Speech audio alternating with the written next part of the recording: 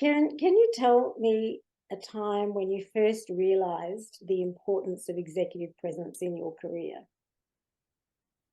I think it was from the very start, Mm-hmm. absolute very start. From a very young age, I started working. I worked what we call in the US in a modeling agency where we held perfumes in malls. And we had a code. We had to wear a black skirt. We had to wear a white shirt. It had to be clean and ironed.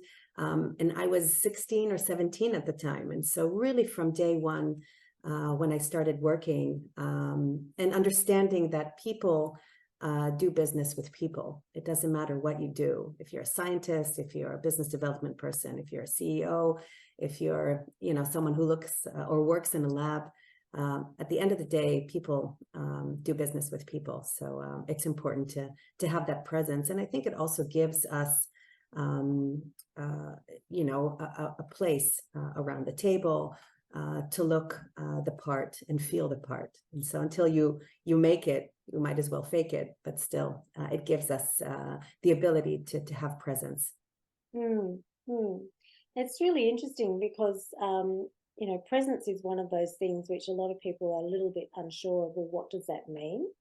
But you certainly know it, I think, when you see it. And I love the fact that spoke about your earlier career where there was a code, there was you know, a certain level of respect that you had, and people did expect you to dress well. They did expect you to present yourself well. And you brought in the whole concept of etiquette and beauty and those sorts of things which tend to have fallen by the wayside these days. And I think it's really disappointing that young girls I don't have agree. these things to be able to follow. I know I was sent off to um, modelling school when when I was 17, and I just learned the basic things, which I think really holds you in good stead, going forward, doesn't it? It teaches you certain things. So But what? it's not just about what you wear. It's also about how comfortable you feel. And I Yes. think the number one thing we all have in our closets is our smile. We have to wear our smile. Before we dress, we got to dress with a big smile. And I think presence is something that you can create, but it's also something that you feel. And you see, when a person is present, it's not just what he wears, it's also, what comes out of this aura. And I think a smile is the number one accessory that we need to all wear, for Absolutely. sure.